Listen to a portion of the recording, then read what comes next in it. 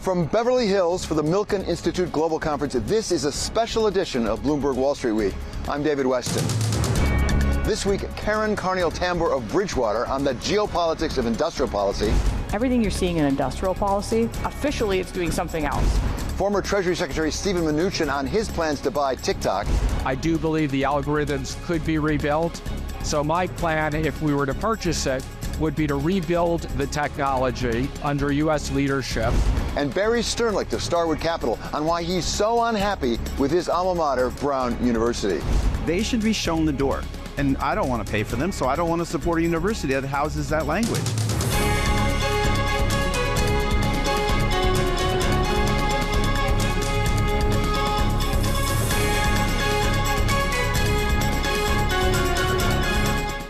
We began the week at Milken with Mark Rowan, Apollo CEO, on the surge in private credit and why he believes it's a better way to go.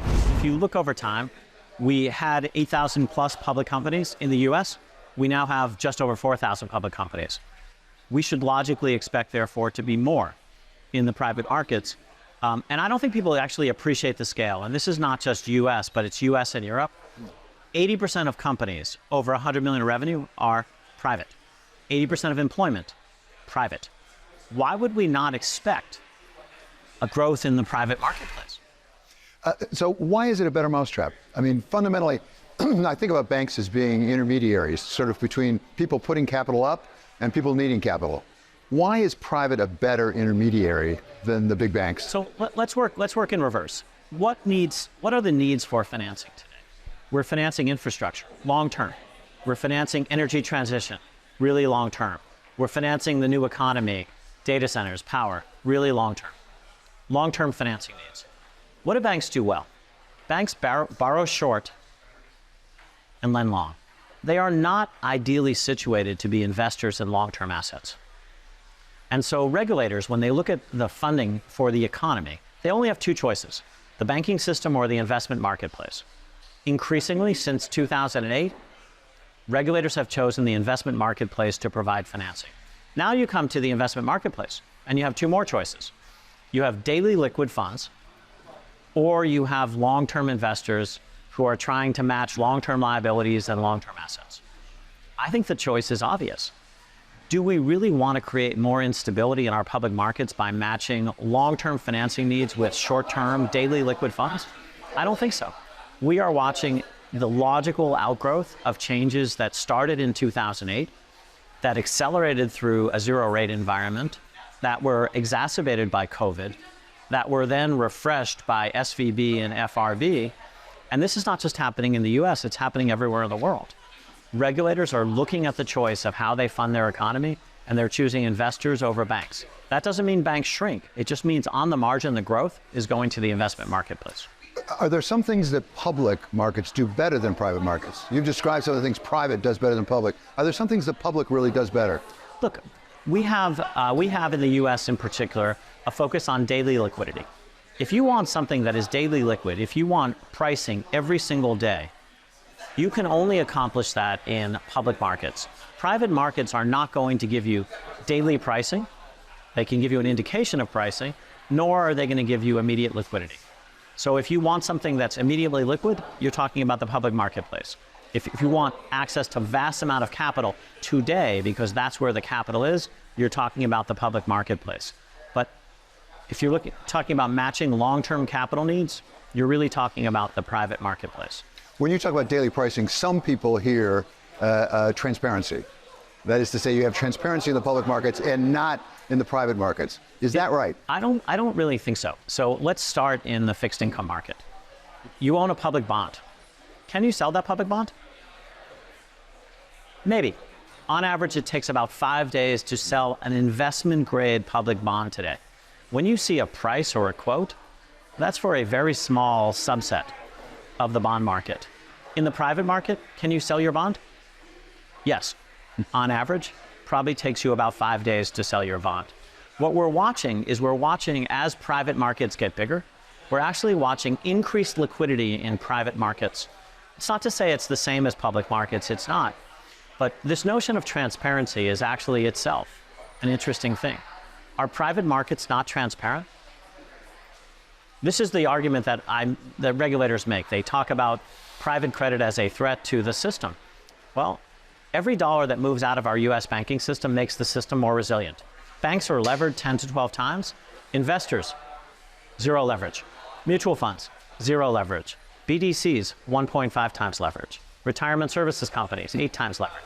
Everything that moves out of the banking system deleverages. So we've been talking about structural changes within the financial industry, actually, that have made private markets evolve.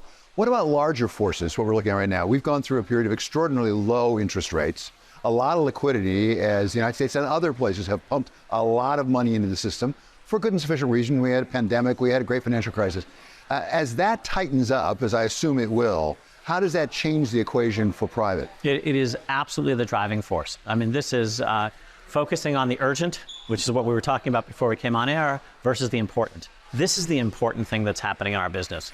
At our recent partners offsite, I put up a slide that said in 2008, Apollo, 40 billion of AUM. 2023, 650 billion of AUM. We grew 14 times. We outgrew Apple. We outgrew Amazon. We outgrew Microsoft. Pretty impressive stat. Next slide. Were we lucky or smart? We were lucky. You can't possibly plan on growing your business 14 times, but you can position the business in a way that you take advantage of powerful tailwinds or trends. What were the tailwinds? 2008, we had a financial crisis which pushed most financial institutions in the Western world on defense. People who had made promises to retirees, to pensioners, and had other obligations that were fixed, all of a sudden needed to look elsewhere for rate of return. They were willing to consider that perhaps private markets offer an alternative. So Mark, let me shift to a different subject here. You started out as a media banker, I think. Unbelievable. Hard to know. You talk about disruption. I mean, having spent some time in media, including on the business side, there's a huge disruption in media right now. Can you compare what we're seeing that shifts, the fundamental shifts in media, with what we're seeing in the move to private from public? Is it a similar sort of fundamental shifting of the ground under us? I do. I think there's a wholesale rewiring. If you think about where people used to spend their time in media and how they consume media, I joke with my kids who are somewhat older this time, what do the numbers 2, 4, 5, 7, 9, 11, and 13 mean? They look at me like they must be prime numbers or something like that. I'm like, no, they're channels. That's how people used to consume media. We had a time. We watched something at a time. All bets are off, not only in terms of how media is delivered, but how it's created, the ease with which it's created, and so on and so on. Financial services, we are going through that same sort of revolution in a much more regulated business. So it will not happen as fast. It is not just about public and private markets. It's about security. It's about who provides our services. We have a whole group of tech companies who are encroaching on the turf of the banking system. We have banks who are living in a more regulated paradigm, but are nonetheless the key gatekeepers to services. So I look at our industry. What is our job and our job at Apollo? Our job is to match long-term liabilities and long-term assets to provide rate of return to investors, excess return per unit of risk. What is our job not to do? Well, we're not actually the competitor of the banks. We don't want their customer. We don't want to provide them advice, equity, M&A, hedging, derivatives, foreign exchange, payments, or credit cards. I think the banking system, particularly the regional banking system, is going to look very different. The big banks, lots of advantages. The regional banks, higher funding costs, higher regulatory costs, higher technology costs, and answering really fundamental questions like, are deposits sticky? Well, they used to be sticky. You and I, unfortunately, remember that there used to be something called a passbook, which no one else will know what that is. Now we just swipe right and our money moves. In that era, are SVB and FRB isolated incidents, or are they simply the beginning of the evidence of what the system looks like when money moves at a touch of a fingertip? You're right. I did have a passbook at one point years ago. I had one too, unfortunately. So Mark Rowan, CEO of Apollo Global Management, will be staying with us as we turn to the question of the plight of what's going on college campuses across the country. That's next on Wall Street Week on Bloomberg.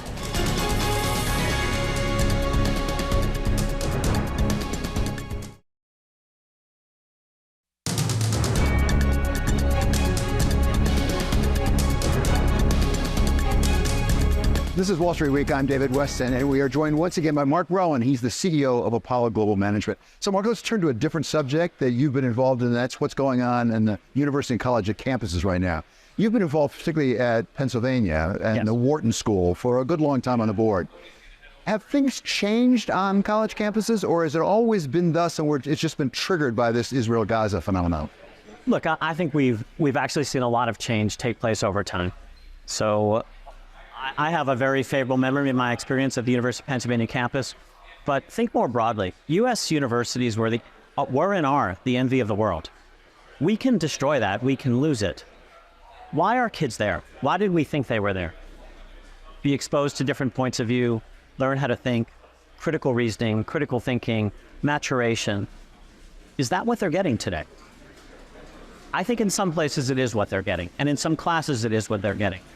But what I saw at the University of Pennsylvania and what I spoke out against was a dominant narrative that was taking hold on our campuses. Call it a post-colonial education, call it what you will.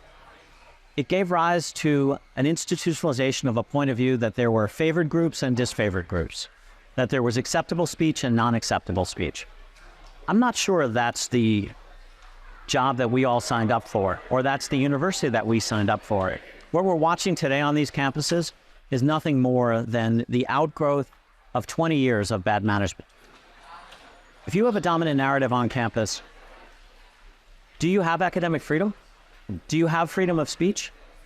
I have seen over the past few years, as I've really stepped up my involvement, professors, department chairs, who are afraid to speak their mind because their thoughts, their speech, goes against the dominant narrative.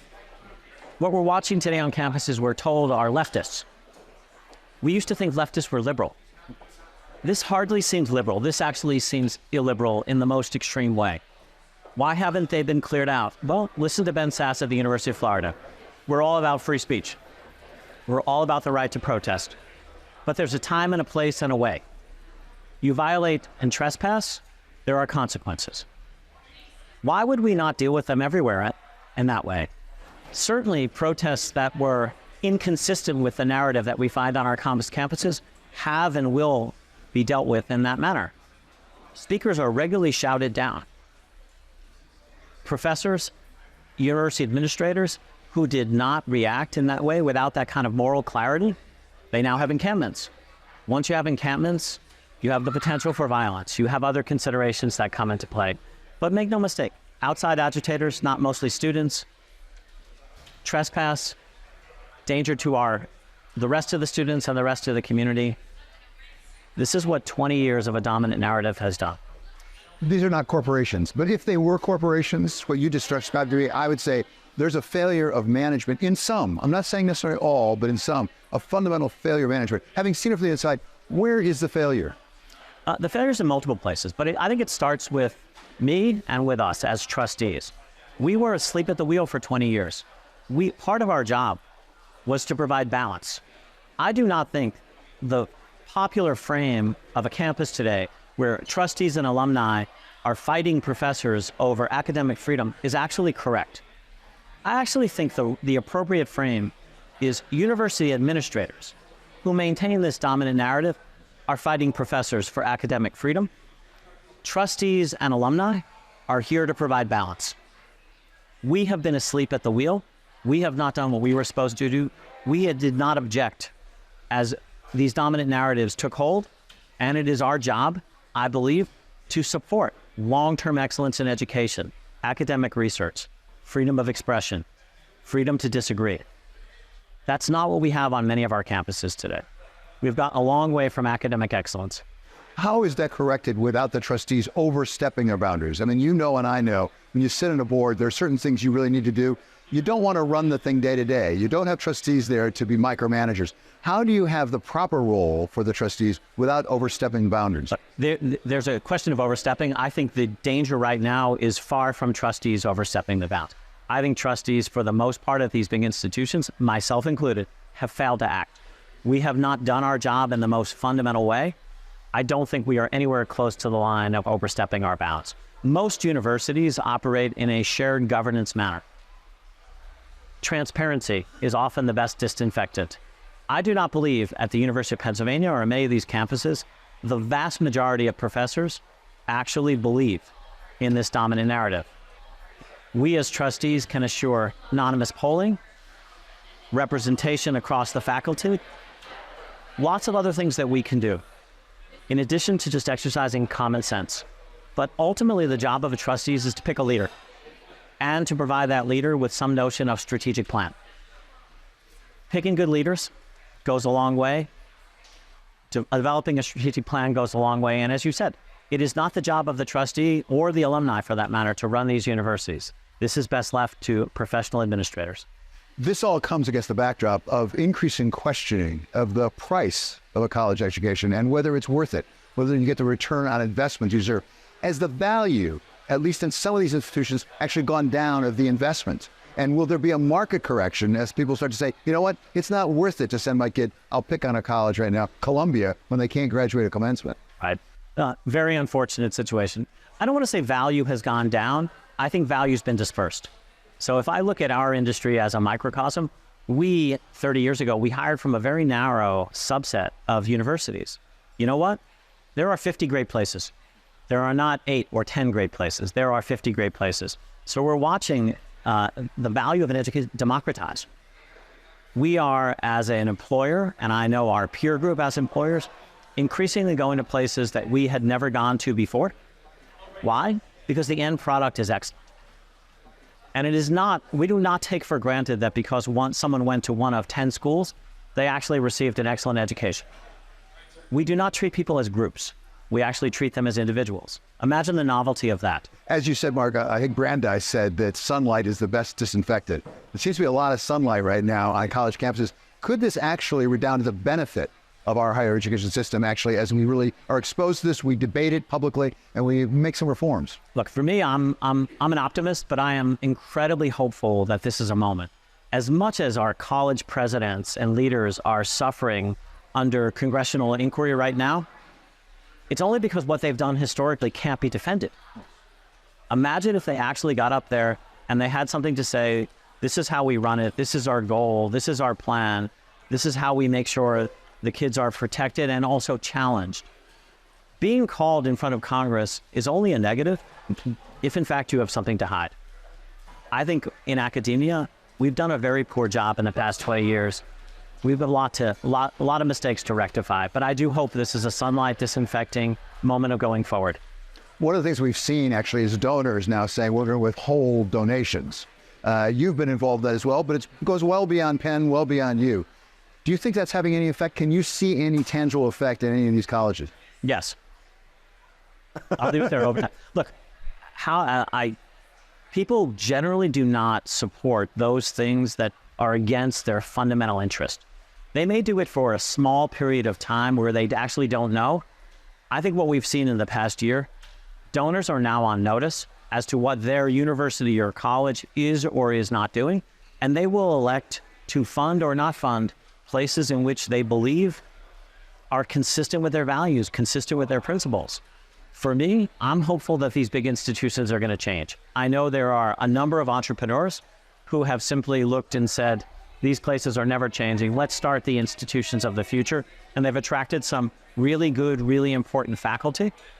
But let's not also forget, technology is changing these institutions. Technology is democratizing access to knowledge. You know, to think that any industry, even academia, is immune to the forces of change, I think is just naive. I think this is a good opportunity for our universities to have a come to Jesus moment and really think about what the future is for them and who they want to be. Mark, thank you so much. Really great to have you on Wall Street. There's Mark Rowan. He is CEO of Apollo Global Management. Coming up, we turn from the politics on U.S. campuses to the geopolitics of industrial policy around the world with Karen Karniol-Tambour of Bridgewater. That's next on Wall Street Week on Bloomberg.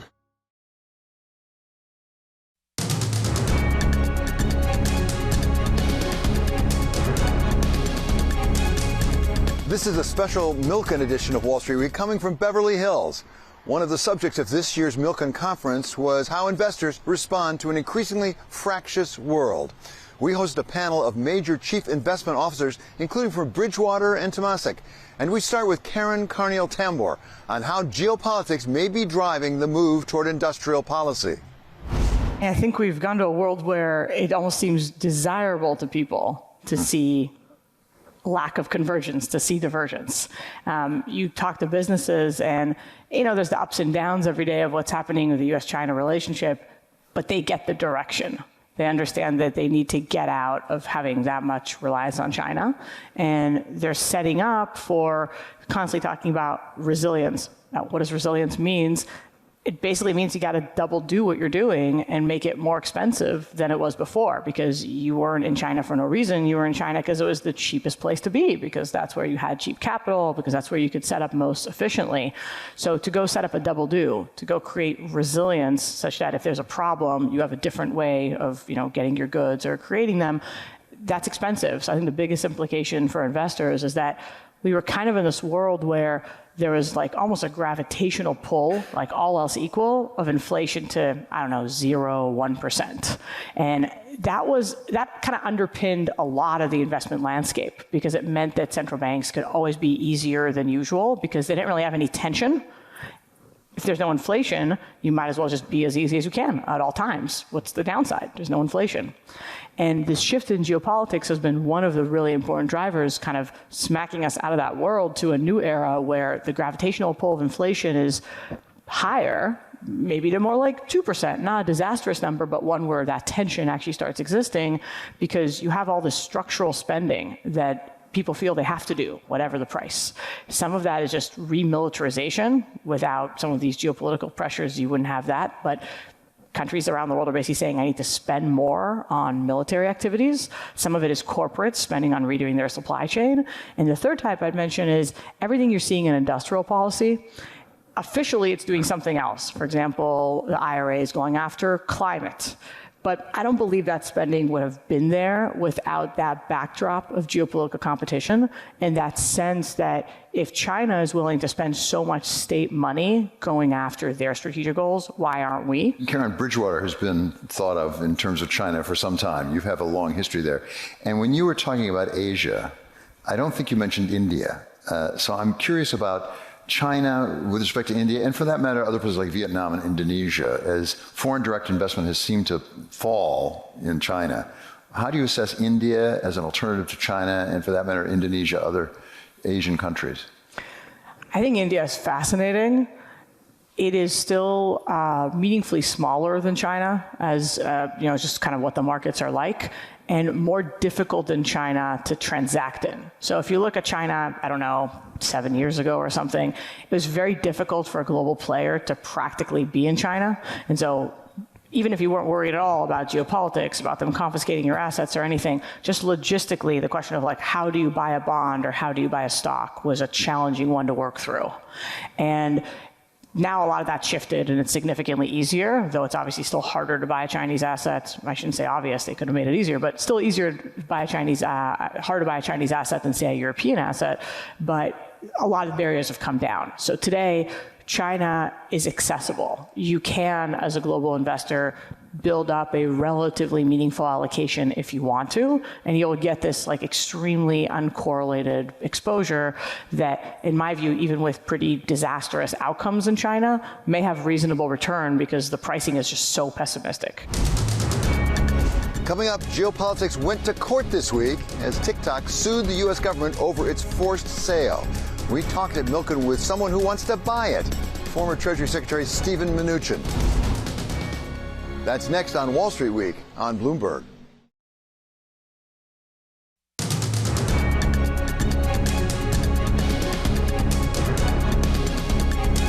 Geopolitics went to court this week as Tik Tok sued the U.S. government over its forced sale.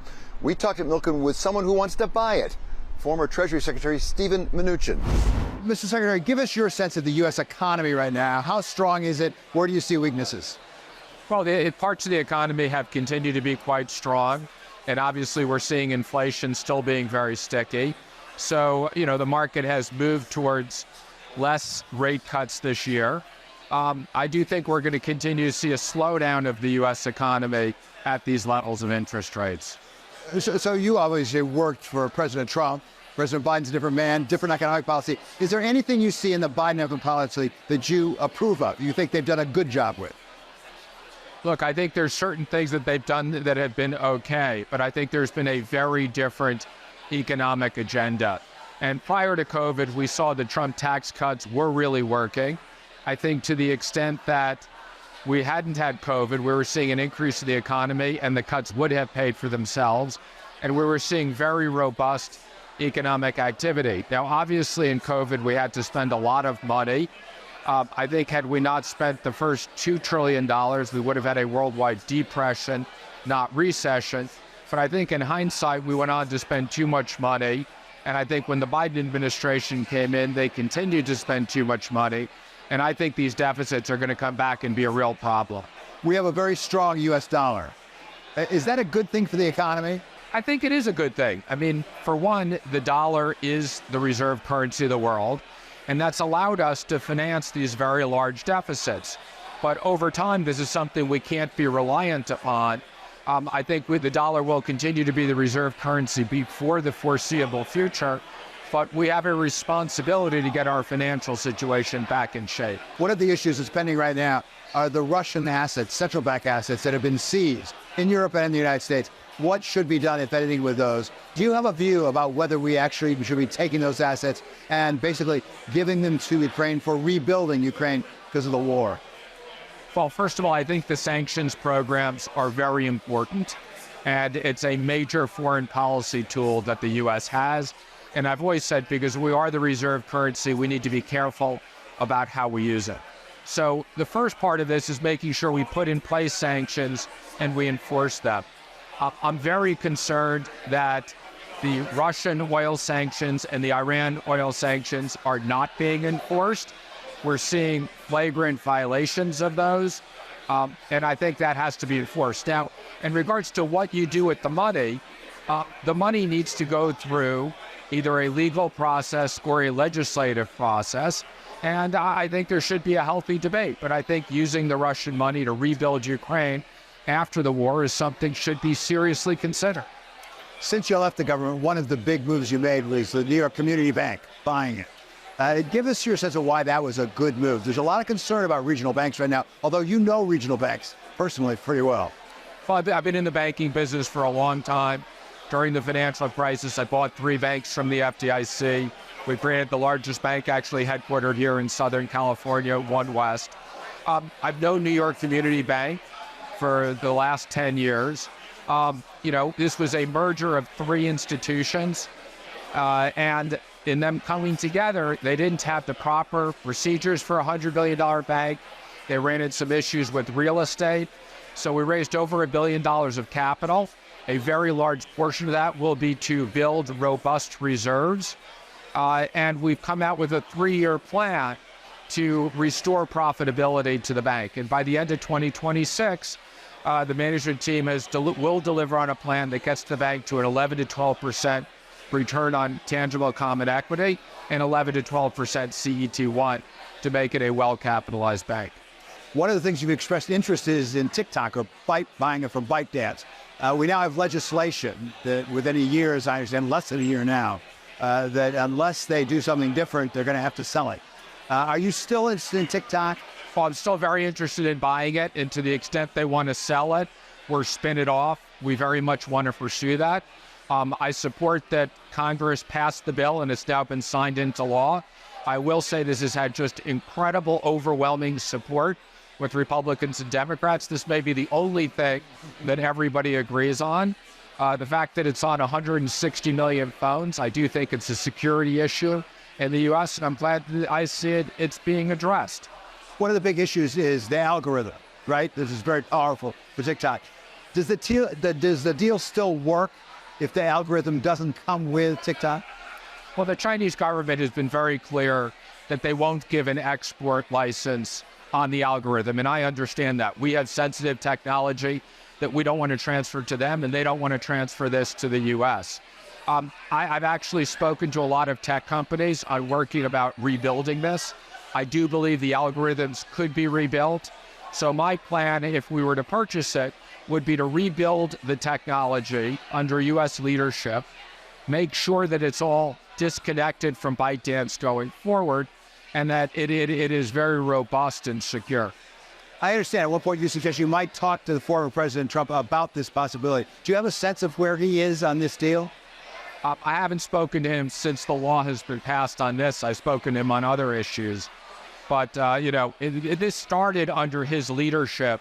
So I'm sure he understands the national security issues. And it was under his leadership that this really started. You now are very active as a private investment banker. We have Tik Tok as a possibility. We have New York Community Bank done. What's the theory of the case? What's the connection? What sorts of deals are you looking at? So we have three areas that we focus on, which are areas that we have a lot of expertise. The first is technology with a big focus on national security and cyber, along with myself. General Dunford, former chairman of the Joint Chiefs, is one of our partners. We also have the person who ran the cyber task force for the government. The second area is fintech and financials. Again, my general counsel was general counsel at Treasury and understands all the regulatory issues. I've obviously been around banking for 40 years. And the last area is entertainment and content, where, in my previous life, I made a lot of entertainment investments. And we're a big believer in what we call new content, and TikTok fits right in with that. Boy, you talk about a lot of turmoil. The entertainment industry, there's a lot of turmoil in media. We see it everywhere we look right now, including with Paramount most recently. But my old shop, Disney, has had some difficulties. There's a lot of challenges. Warner Brothers Discovery as well. What do you make of that? What is the future for the media entertainment business? I think to the extent these companies can execute properly, there are very, very good opportunities, particularly given how low some of the values are on traditional media. I don't think the traditional media is going to go away overnight, but there's no question there's a complete transition in the market from the way when we grew up, from network TV to streaming, and not just streaming, to short form video and long form video that we see on TikTok, we see on Instagram, we see on YouTube. So there is a whole new distribution model. Having said that, great content has a lot of value. And a lot of these media companies have an enormous library of great content that can be mined. So I think distribution is a very important issue, that there needs to be a transition. Coming up, we turn from a former Treasury Secretary to a former House Speaker and ask Paul Ryan about what's at stake for global Wall Street in this year's U.S. elections. That's next on Wall Street Week on Bloomberg.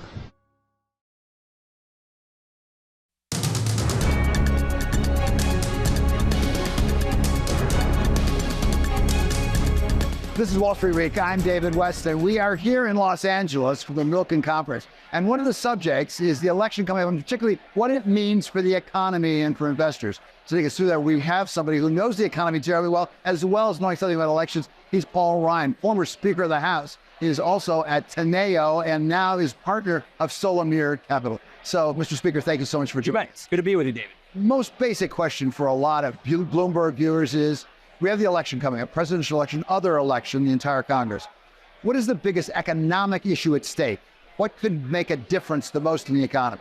Number one would be tax policy. What's the tax code going to look like? What's tax policy looking like in the future? Number two, I'd say tariffs. So number three, I think it's reasonable to assume the next president is quite possibly going to face a debt crisis. You don't know when that is or exactly what form that takes place, but a lot of fiscal policies on the line: tax policy, trade policy, debt policy, therefore interest rates. Third thing you mentioned was debt crisis. Potential debt crisis for the next president, whoever the next president is. Take us through that. I mean, we've all been talking about the debt and the deficit, how much it's growing. Everybody says it's a problem. Nobody does anything about it. It hasn't really come home to roost yet, it doesn't seem. What's a debt crisis look like? Bond auction failures. I mean, it's not inconceivable that once the Fed's done cutting rates and people aren't buying bonds as readily, and you've got U.S. and all these other industrialized countries with the same problems: aging baby boomers, entitlement programs unfunded, papering this, floating all this paper in the world markets. you could have an oversupply of bonds, and it's not inconceivable in my mind in a handful of years, next presidency, an auction or two fail, and then the Fed steps in and buys our paper, and then they're really monetizing debt. That's bad for the dollar. That's bad for dollar dominance. That's an interest rate problem. You know this terribly well. Can we get our fiscal house in order without increasing taxes? I'm not saying we shouldn't cut some spending too, but can you do just one and not the other? Yes, you can, for sure. I can show you how to do it. I passed 4 budgets in Congress that did it. But in politics, that's a political question. My guess is if you have divided government, there's going to be a mixture of both. I believe you can have a better, faster growing tax code that still gets you higher revenue lines than what we have today without doing damage to economic growth.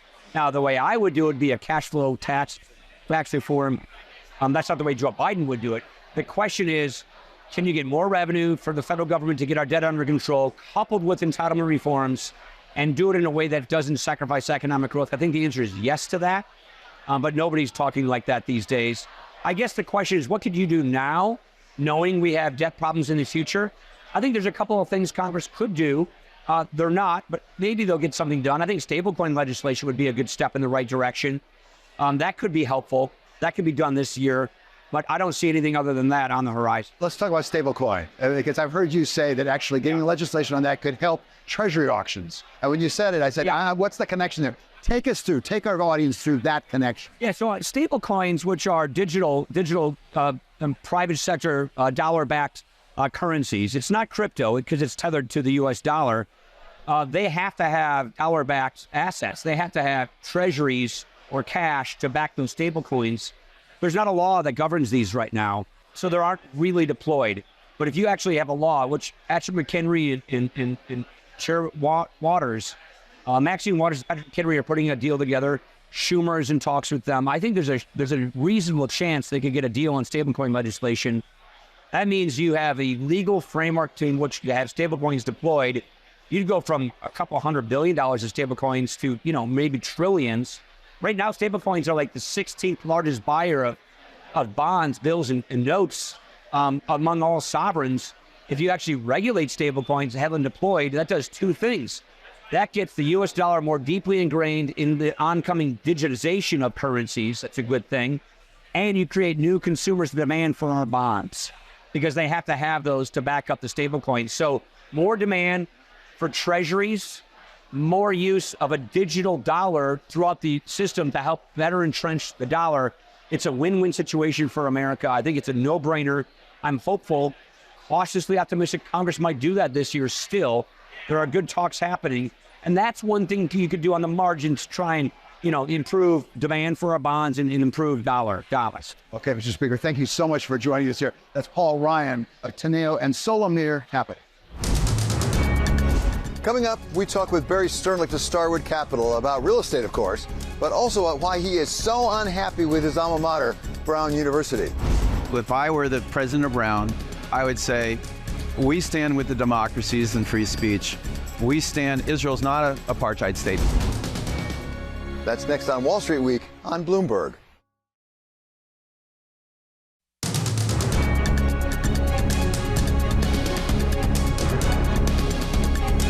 This is Wall Street Week coming from Beverly Hills. I'm David Weston. Real estate has been something of a punching bag for investors, and one of the topics for discussion this week has been whether we've seen the worst of it.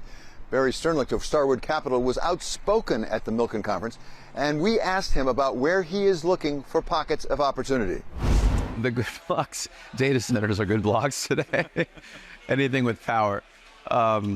It's true. I think it's just interesting to see, real estate is not, you can't use one word to describe real estate. You can play up and down the capital stack. You can make mortgages, mezzanine mortgages, preferred equity investments. You can buy homes, you can buy students housing, you can buy senior housing, you can buy land, you can buy single family for rent, build to rent, you can buy industrial. There's so many different flavors and it's hard. The one thing that is true about the real estate markets today is because of Powell's rate movement, we have a sort of a balance sheet crisis. We don't have an asset level crisis. For the most part, the asset classes, at least in the United States, are fairly in balance, supply and demand. There's a little bit of oversupply of multifamily in some of the growth markets, but that will get absorbed over the next 18 months, and we'll be back to a very healthy rent profile, I think. But for the most part, people are going to have trouble refinancing their debt because interest rates rose 500 basis points. And also many of the traditional lenders, like the banks, are backing out because they're full up to their gills in real estate loans. Markets react to things like interest rates, like work from home. They also often overreact. Have there been overreactions on the downside for office, for example, some places, or on the upside for data centers? Because we hear so much about data centers. Is there a danger of getting overbuilt? There's a regulator on data centers because the project is so expensive that if you don't have a lease, you can't finance the construction. So it's almost impossible to overbuild it. There will be people who will buy land in the hope of getting power, in the hope of getting a tenant, and they may wind up losing a bunch of money if they paid too much for land, and it has no alternative use other than their dream of someday getting a power source. So I think it was Stanley Druckenmiller was at this conference, and he said, like, it might be overhyped short term, but it's underhyped long term. And I think that's probably true. What we try to think, I try to spend time thinking about is AI's implications on the real estate markets. How are things going to change? And then what it's going to do to destabilize or support some of our tenants, right? So which ones will go the way of the dodo bird? What industries will be heavily impacted? And will they come up with new applications that require them to keep as many people just doing different things? Or will they just have people do everything? I was listening to Jensen Huang speak at a conference the other day, and he showed how they can build a boat through AI, a very complicated super tanker. And then he said, we can build the factory that builds the boat, and then we'll build the robots that build the boat in the factory. And I'm like, where are the workers? What do we do? I was thinking, well, I'm going to continue to invest heavily in resorts because everyone will have all this time off and they'll be working from our hotels in Hawaii. I think AI, is just the beginning. I know how it's going to change so much. And it's very exciting and also terrifying. Is there a day of reckoning coming in real estate, that so-called maturity wall, or does it just play out over a long period of time? There's a long period of time, almost like Japan was for years, where it just doesn't grow, it doesn't go forward, it just sort of hangs in there and refinances one at a time. The great thing about our system is capital will adjust and find the opportunities. I do think it's going to be a rolling wall of thunder. Every time a loan matures, it's a negotiation or an explosion. There's an extension, a borrower tries to come up with money, he doesn't have it, he has to go to people like us, or in the old days, there were doctors and lawyers and friends, and raise the money to pay down the debt rather than give the asset back. It'll be market by market, asset by asset. You mentioned return to office. It wasn't that long ago. It wasn't return to office in New York. It was just leaving New York altogether and moving to Miami. Yeah. Have we seen peak Miami for the time being? Because there was a time that everyone was rushing down there with their employees and things like that. And now you hear maybe not so fast, they're coming back a little bit. Miami has an issue because of schools. It doesn't have enough schools. And that's probably the reason Miami's slowing. But Amazon just announced they're moving taking 50,000 feet. There are a lot of companies that would move down if they could get their employees' kids into schools, which is impossible. So you got to be very bullish on Citadel, which obviously left Chicago. I mean, they alone have decided they're going to make Miami into the financial capital of the United States, and they have the power to do that. Ken is very philanthropic, and he's moved a lot of 1,500 people into the market, and that affects the housing market. We're waiting. I mean, if I was really smart, I'd just buy all the houses in Coral Gables and sell them to the Citadel employees as they move down. I don't think Miami's peaked. I think Miami and Florida have sort of cycles because they get overbuilt, but they're ever higher cycles. You just have to have stamina and stay with it. The housing market, a $4 million house became a $10 million house, and now it's an $8 million house, but it's still twice what the guy paid for it 4 years ago. And really good stuff. I mean, recently Barry Diller moved down. Jeff Bezos has moved down. I anticipated the climate, that obviously the weather's better. I anticipated, certainly in the winter. I anticipated the tax savings. And obviously for the darkest blue states, it's material. I didn't anticipate how welcoming the state is to business and how success is actually applauded, not vilified. So I think for businesses, that's a nice thing. The state wants you to succeed and they want to attract business. And maybe the blue states, I mean, the governor of Florida said, I guess he got on a phone call with the governor of New York and said, stop taking my people. He says, every time you talk, I get another tenant. So. Barry, you made some news this week about Brown. You've been a loyal supporter of Brown, have done an awful lot of good for that school. You said for the time being, as I understand, you're going to really suspend further donations. Why were you so upset about what they did? As I understand what they did is they agreed with the students they would talk about divestment. They just talk about it. What's so wrong about talking? I think schools and the country needs to get back to facts, get to the truth. 1 and 1 is 2. It's not 4. Even if the students tell you it's 4, it's 2. And I think the number one place you should teach the truth is universities and schools of higher education. If in fact these universities don't approve BDS, they don't divest from Israel, the kids will say people like me influence the board.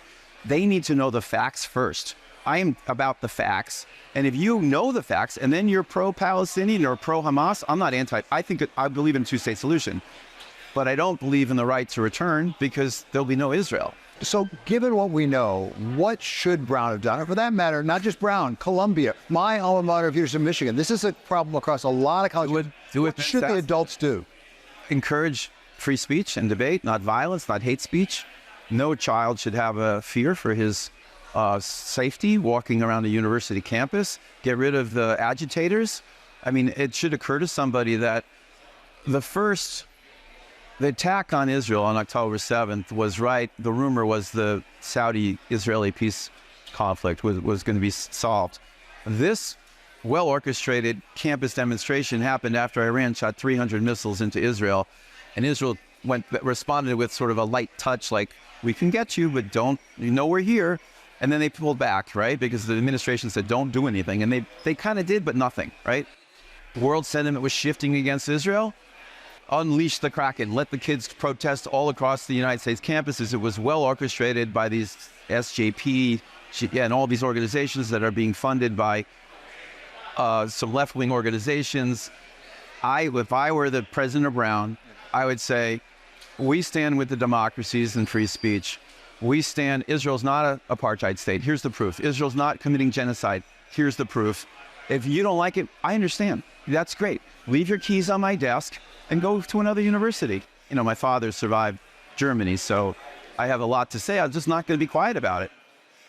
It's clear you feel strongly about it. A lot of people feel strongly about it. But when you make a decision like, I'm not going to contribute for the time being, is that an expression of your views, your principles, the feelings you're talking about, or is it an attempt to change behavior? Do you think it'll go beyond an expression to actually change behavior? Look, I don't think these universities. Christina Paxson's a great president at Brown University. She's trying really hard. She's got a. You know, these universities have very left-leaning faculties. You know, you should not have a tenured professor who said there was no Holocaust. How can you teach that at Columbia University? How could that person have a job? And if you thought that was fair, if you had a professor said there was no slavery, it didn't happen, would you have him as a tenured professor? Or if a professor who's saying he celebrates and thinks that at Cornell who thought the Hamas should be celebrated, killing innocent children and parents? I mean, they should be shown the door. And I don't want to pay for them, so I don't want to support a university that houses that language. That was Barry Sternlicht of Starwood Capital. That does it for this special episode of Wall Street Week, coming from the Milken Conference in Beverly Hills. I'm David Weston. This is Bloomberg. See you next week from back in New York.